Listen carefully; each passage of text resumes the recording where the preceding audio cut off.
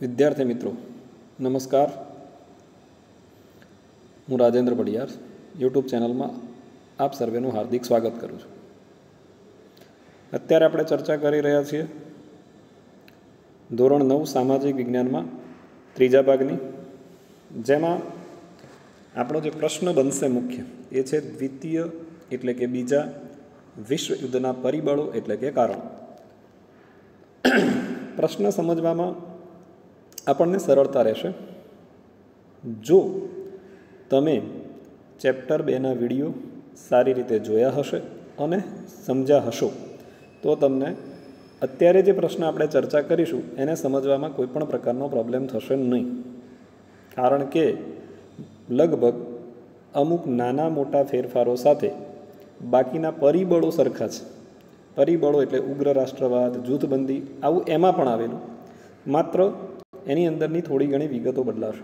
એટલે એ જે મુખ્ય મુદ્દા છે એ કદાચ તમને સમજવામાં વાંધો નહીં આવે, એની ડિટેલ તમારે યાદ રાખવી પડશે સારી રીતે. બીજી વિશેષતા એ છે કે પ્રશ્ન થોડો મોટો છે, એટલે કે પરિબળો ઘણા બધા છે, એકસાથે કદાચ ન પણ પૂછાય તો એના ટુકડા એટલે કે નાના નાના એક પોઈન્ટમાંથી પ્રશ્ન પૂછી શકાય. એમાં મુખ્ય 2 પ્રશ્નો બનશે તમારા.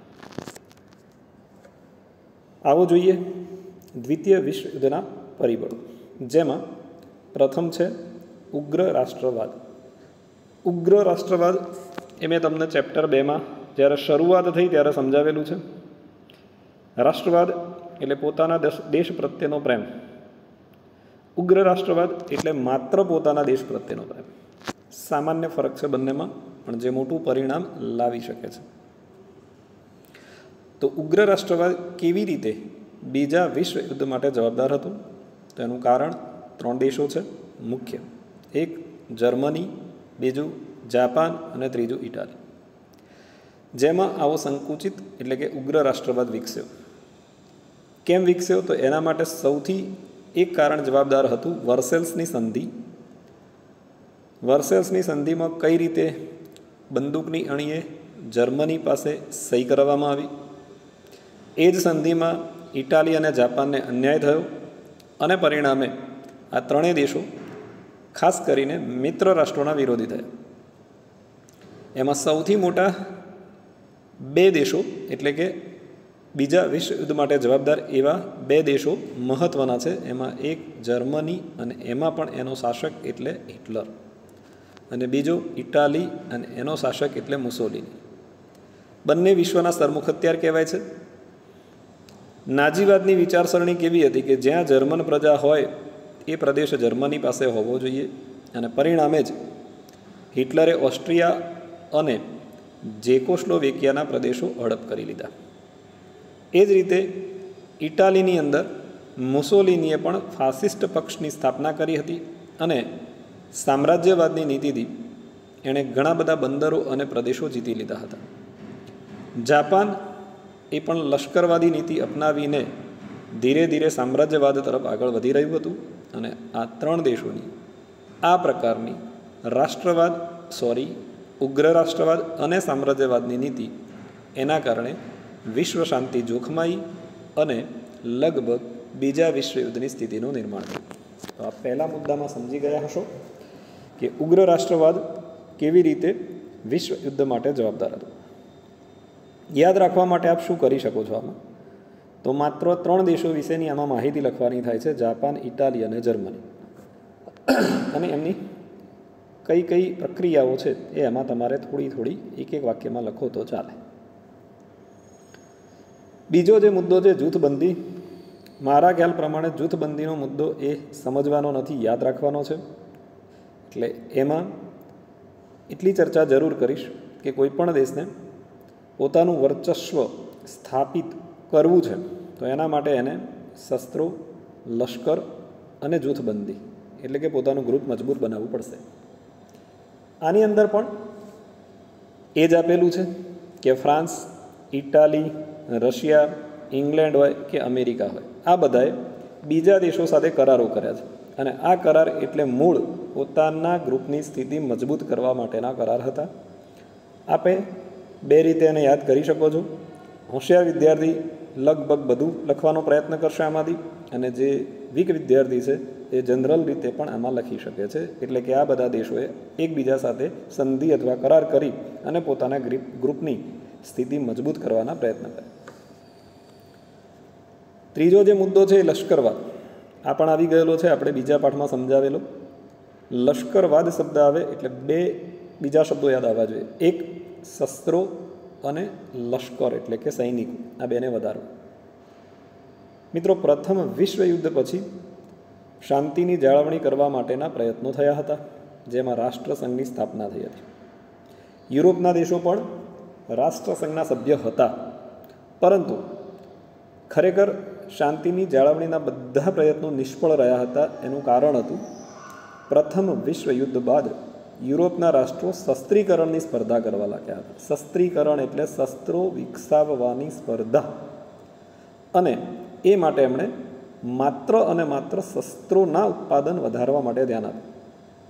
કારણ કદાચ એમના માટે એ વખતે એવું હતું, એમને બધાને ખબર જ હતી કે પ્રથમ વિશ્વયુદ્ધ પૂરું થયું છે, પરંતુ બીજું વિશ્વયુદ્ધ ગમે ત્યારે શરૂ થઈ શકે છે. આવા દરેક રાષ્ટ્રને શંકા હતી જ, અને એ માટે તૈયારી કરવાના ભાગરૂપે એમણે ખાસ નવા આધુનિક શસ્ત્રોનું ઉત્પાદન વધાર્યું. એ પણ કેવા? એકબીજાથી ચડિયા હતા. એક રાષ્ટ્ર બનાવે એના કરતાં સારા અને ખૂબ જ વધારે ઉપયોગી એવા શસ્ત્રો એમણે બનાવ્યા.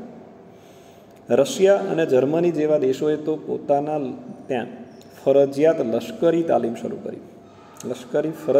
ફરજિયાત લશ્કરી તાલીમનો મતલબ એવો થાય છે મિત્રો કે જે સૈનિકો છે એમને તો તાલીમ આપી અને તૈયાર કરવાના, પરંતુ દેશનો દરેક નાગરિક એ પણ આમાં જોડાઈ શકે ગમે ત્યારે, સમય આવે ત્યારે. એ માટે એને પણ તાલીમ આપી દેવાની. નૌકાદળ, હવાઈ દળ અને ભૂમિદળ, આ ત્રણેય દળની અંદર સૈનિકોની સંખ્યા અને શસ્ત્રોની સંખ્યા વધારવામાં આવી. જાપાને પણ આમ કર્યું, ઇંગ્લેન્ડ અને ફ્રાન્સે પણ આ કર્યું. એટલે લગભગ બીજા વિશ્વયુદ્ધની સ્થિતિ સંપૂર્ણ રીતે તૈયાર થઈ ગઈ હતી. આપણે આગળ કહ્યું છે માત્ર એક ચિનગારીની જરૂર હતી. બાકી મોટાભાગના દેશો પોતાના માટે પોતાના અંતરની રીતે તૈયાર જ હતા કે યુદ્ધ આવે તો આપણે લડવા માટે સજ્જ છીએ. એ રીતે એમણે સ્થિતિ બનાવીને મૂકી હતી. ચોથું કારણ ક્યારેક અલગથી પૂછાય છે કે રાષ્ટ્રસંઘની નિષ્ફળતા એ બીજા વિશ્વયુદ્ધ માટે જવાબદાર હતી. કઈ રીતે? તો મિત્રો, પહેલાં તો આપણે એ યાદ કરવાનું છે કે રાષ્ટ્રસંઘની સ્થાપના શા માટે કરવામાં આવી. તો એનો જે પહેલો હેતુ છે ને એ મુખ્ય છે વિશ્વ શાંતિ અને સલામતી માટે. આ માટે રાષ્ટ્રસંઘની સ્થાપના થઈ. હવે એ રાષ્ટ્રસંઘની અંદર ઘણા દેશો સભ્ય બન્યા હતા, અને મહત્ત્વની વસ્તુ એ હતી કે જો આ બધા સભ્ય દેશોએ રાષ્ટ્રસંઘના તમામ જે હેતુ અથવા નિયમો બનાવ્યા છે એનું પાલન કર્યું હોત તો ક્યારેય પણ બીજા વિશ્વયુદ્ધની સ્થિતિનું સર્જન ના થયું. પણ એના માટે જવાબદાર એ હતું કે રાષ્ટ્રસંઘને પોતાના સભ્ય દેશો પર પ્રભુત્વ હોવું જરૂરી હતું. પરંતુ કમનસીબે રાષ્ટ્રસંઘ પોતાના દેશો પર પ્રભુત્વ, સાર્વભૌમત્વ રાખી શકે એવી સંસ્થા ન બની શકે. રાષ્ટ્રસંઘ પાસે ન એવા આદર્શો હતા કે એ આદર્શોનું પાલન કરાવી શકે, ન એની પાસે એવું મોટું લશ્કર હતું કે એ પોતાના લશ્કર દ્વારા આવા દેશોને રોકી શકે. અને પરિણામે ધીરે ધીરે બધા દેશો રાષ્ટ્રસંઘથી દૂર થતા ગયા. એવા નિયમો પણ એટલા બધા કઠિન, કડક નહોતા બનાવવામાં આવ્યા કે ઝઘડો થાય તો રાષ્ટ્રસંઘ પાસે જવું, અને કદાચ રાષ્ટ્રસંઘ પાસે ગયા હોય તો એ ચુકાદાને માન્ય રાખવો. આવા કોઈ વધારે પડતા કડક નિયમો ન હોવાથી રાષ્ટ્રસંઘ માત્ર શોભાના ગાંઠિયા સમાન બનીને રહી ગયો. અને પરિણામે ધીરે ધીરે રાષ્ટ્રસંઘમાંથી એક પછી એક દેશો નીકળવા લાગ્યા.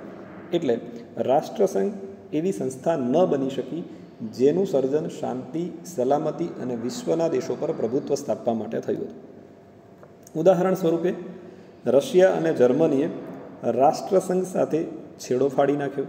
ઇટાલીએ પણ આ જ કર્યું. જાપાને પણ આ જ કર્યું. ઉદાહરણ પણ આપેલા છે આપણને. એબીસિનિયાની આઝાદી ઇટાલીએ ઝૂંટવી લીધી.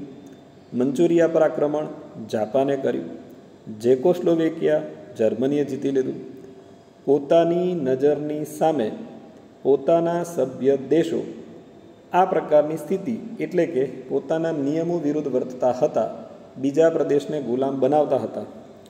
રાષ્ટ્રસંઘના 6 ઉદ્દેશોમાં સ્પષ્ટ લખેલું છે કે એક દેશ બીજા દેશ ઉપર આક્રમણ નહીં કરે, છતાં પણ કર્યું અને રાષ્ટ્રસંઘ એને રોકી ન શકે. અને પરિણામે રાષ્ટ્રસંઘની આ પ્રકારની વિચારસરણી અથવા તો એની કર્તવ્યહીનતા, એની નિષ્ફળતા એ બીજા વિશ્વ યુદ્ધ માટે જવાબદાર બની. મિત્રો, સમજી શકો છો કે તમારું જો પ્રભુત્વ ન હોય, એક શિક્ષક તરીકે વર્ગખંડમાં જો પ્રભુત્વ ન ધરાવતા હોય ને, તો એક વર્ગખંડમાં ક્યારેય વિદ્યાર્થીઓ શાંતિથી ન બેસી શકે.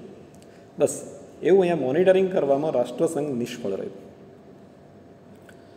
સૌથી વધારે બીજા કે ત્રીજા પાઠમાં પૂછાય એવો પ્રશ્ન અને લગભગ તમને આવડી ગયો હોય એવો પ્રશ્ન એટલે વર્સેલ્સની સંધિ. પણ એવું ચોક્કસ કહીશ મિત્રો કે તમારે બીજા પાઠ કરતાં ત્રીજા પાઠમાંથી એનો સવાલ કરવો વધારે સારું. કારણ કે સવાલ મોટે ભાગે એવો પૂછાય છે કે વર્સેલ્સની સંધિમાં બીજા વિશ્વ યુદ્ધના બીજ રોપાયા હતા. તો એમાં બીજા ચેપ્ટરમાં બહુ ડિટેલમાં આપેલું છે અને મારા ખ્યાલ પ્રમાણે એટલા બધા ડિટેલમાં લખવા કરતાં આની અંદર સરસ માહિતી આપેલી છે, તો આપ આને વધારે સારી રીતે તૈયાર કરી શકો છો. આની અંદર આપેલી મોટાભાગની માહિતી ખબર છે, માત્ર એક મુદ્દો નવો આવશે, છતાં પણ એકવાર ચર્ચા તો આપણે કરવાની જ રહે.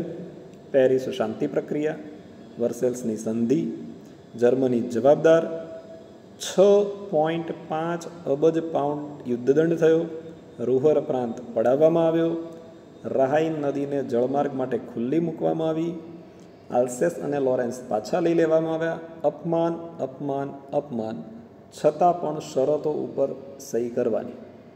આ અન્યાયી સંધિ એટલે વર્સેલ્સની સંધિ. 1919 જૂનમાં સંધિ થઈ, કરવી પડી. સહી ન ઈચ્છા હોવા છતાં પણ કરવી પડી.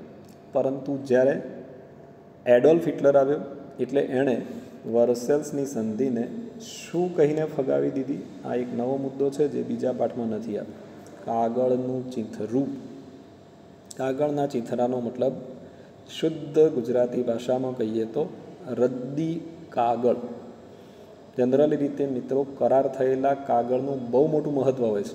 જેમ આપણે આપણા મકાનનો દસ્તાવેજ જે કાગળમાં કરીએ છીએ, એ દસ્તાવેજ દ્વારા આપણે એવું સાબિત કોર્ટમાં કરી શકીએ છીએ કે આ પ્રોપર્ટી મારી છે. પરંતુ અહીંયા તો એ કરાર જે કાગળમાં કરવામાં આવ્યા હતા એને એક રદ્દી કાગળ ગણી અને એડોલ્ફ હિટલરે ફગાવી દીધો. એનો મતલબ સીધો હતો, એણે સ્પષ્ટ સંકેત આપી દીધા કે હું આ સંધિ અને તેના નિયમોને માનવા માટે બંધાયેલો નથી. આ જ વસ્તુને તેની પ્રજાએ પણ પ્રોત્સાહન આપ્યું, એટલે ધીરે ધીરે યુદ્ધ તરફ વિશ્વ સરકવા લાગ્યું. જાપાનને પણ આ સંધિ અસંતોષ માટેની હતી, એટલે ઇટાલી, જાપાન અને જર્મની એમણે પોતાનું એક જૂથ, જેને આપણે ધરી દેશો કહીએ છીએ, ધરી રાષ્ટ્રો કહીએ છીએ, એની રચના કરવાનો માર્ગ આના કારણે મોકળો પહેલાંથી વર્સેલ્સની સંધિ દ્વારા થઈ ગયો હતો. અને એટલા માટે આપણે લખી શકીએ કે વર્સેલ્સની સંધિ એ બીજા વિશ્વ યુદ્ધ માટેનું સૌથી મોટું જવાબદાર પરિબળ કહેવાય. કારણ કે સૌથી પહેલાં અપમાન જર્મનીનું થયું, ઇટાલીનું થયું અને જાપાનનું થયું. અને આ 3 દેશો બીજા વિશ્વ યુદ્ધ માટે મુખ્ય નિમિત્ત બન્યા. આગળનું કારણ છે એડોલ્ફ હિટલરની સામ્રાજ્યવાદી મહત્વાકાંક્ષા. હિટલર વિશેનો પરિચય આપણે લઈ ચૂક્યા છીએ. હિટલર જ્યાં જર્મન પ્રજા રહેતી હોય એ પ્રદેશ જર્મનીને મળવો જોઈએ તેવું માનનારો હતો. સાથે સાથે એ ઉગ્ર રાષ્ટ્રવાદી અને સૈનિકવાદી માનસ એટલે માનસિકતા ધરાવતો હતો. ઉગ્ર, સંકુચિત, સૈનિકવાદી, કોઈ પણ ભોગે પ્રાપ્ત કરવું. એનું આ વાક્ય એ અગત્યનું છે. એ કોઈ પણ સંજોગોમાં જર્મનીને એકતા, સ્થિરતા અને સમૃદ્ધિ આપવા માગતો હતો. મારું જર્મની એક હોવું જોઈએ, મારું જર્મની સ્થિર હોવું જોઈએ અને મારું જર્મની સમૃદ્ધ હોવું જોઈએ. અને આ પ્રકારની એની જે વિચારસરણી હતી, મહત્વાકાંક્ષા હતી, એ ક્યારે પૂરી થાય? જ્યારે ગયેલા પ્રદેશો પાછા લેવા હોય. અપમાનનો બદલો ક્યારે પાછો લીધો કહેવાય? તો પ્રદેશો પાછા લીધા હોય ત્યારે. અને એનો પહેલો શિકાર ઓસ્ટ્રિયા બન્યો 12 માર્ચ 1938.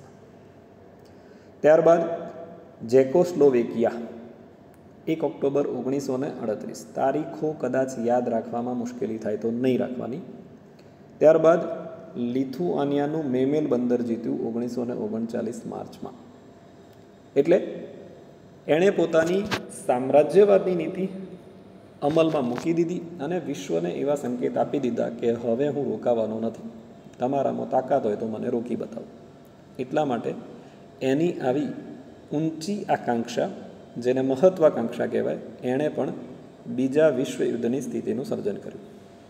મિત્રો, આપણે આ જે 6 મુદ્દા જોયા એમાંથી પૂછાય એવા 2 મહત્ત્વના મુદ્દા છે. એક, રાષ્ટ્રસંઘ નિષ્ફળ રહ્યો બીજા વિશ્વયુદ્ધને રોકવા માટે, અને એક જે અગાઉ બીજા ચેપ્ટરમાં અને ત્રીજામાં કોમન છે, વર્સેલ્સની સંધિમાં બીજા વિશ્વયુદ્ધના બીરો પાયા હતા.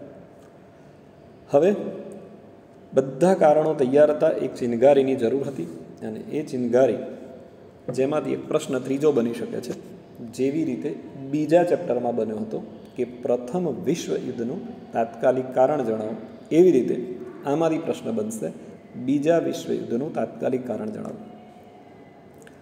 તો આપણી ભાષામાં કહીએ તો બધું જ તૈયાર હતું, તખ્તો તૈયાર હતો. વિશ્વ દારૂ ગોળાના મોટા ઢગ પર આવી ચૂક્યું હતું.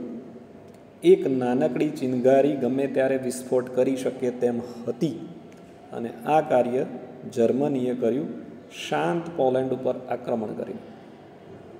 કમ્પ્લેટ બધું તૈયાર હતું. જર્મનીએ 1 સપ્ટેમ્બર 1939ના વહેલી પરોઢે પોલેન્ડ ઉપર આક્રમણ કર્યું.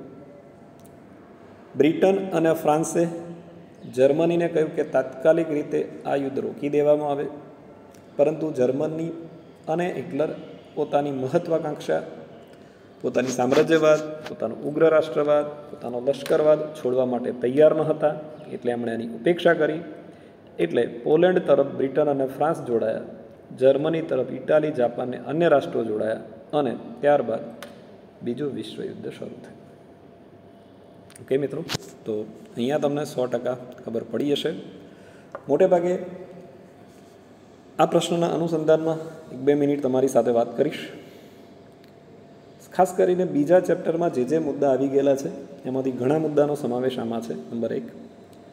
સેકન્ડ, એમાં પણ આપણે કહેલું કે ફ્રેન્કફર્ટની સંધિ પ્રથમ વિશ્વયુદ્ધ માટે જવાબદાર હતી, અને પ્રથમ વિશ્વયુદ્ધનું તાત્કાલિક કારણ. આ 2 અલગથી પૂછાય એવા પ્રશ્નો છે, બાકીના કોમન મુદ્દાઓ છે, અલગથી ન પૂછાય એવા. આની અંદર પણ આપણે કહ્યું કે 3 મુદ્દા એવા નીકળે છે, 7 ટોટલ મુદ્દા થઈ શકે છે તમારા કારણોમાં, પરંતુ બાકીના મુદ્દામાં તો તમારે કંઈ વિશેષ કરવાનું જ નથી, માત્ર એના અનુસંધાનમાં લખવાનું છે. ફોર એક્ઝામ્પલ તરીકે લશ્કરવાદ તો તમારે શું કરવાનું છે, 2-3 દેશોના નામ યાદ રાખવાના થાય અને લખવાનું કે એણે લશ્કરી તાલીમ ફરજિયાત કરી અથવા શસ્ત્રોમાં વધારો કર્યો. આ જ હોય ને. એમાં ઉગ્ર રાષ્ટ્રવાદમાં પણ શું આવે, તો એ રીતે તમે એમાં તો કોમન મુદ્દા સ્વરૂપે લખી શકો છો. 3 જે કારણો છે તમારા, એને તમારે વિશેષ તૈયાર કરવાના થશે, અને એમાં પણ વર્સેલ્સની સંધિ તો તમને આવડતું હોવું જોઈએ, કારણ કે બીજા ચેપ્ટરમાં આવી ગયેલું છે. મિત્રો, અહીંયા તમારો આ પોઈન્ટ, આ ભાગ એ આપણે પૂર્ણ કરીએ છીએ. 100% તમને પસંદ આવશે, કારણ કે આમાંથી પ્રશ્ન બની શકે છે 3 અલગથી અને એક મુખ્ય. બીજા વિશ્વયુદ્ધ માટેના જવાબદાર પરિબળો જણાવો. આભાર. જય હિન્દ, જય ભારત.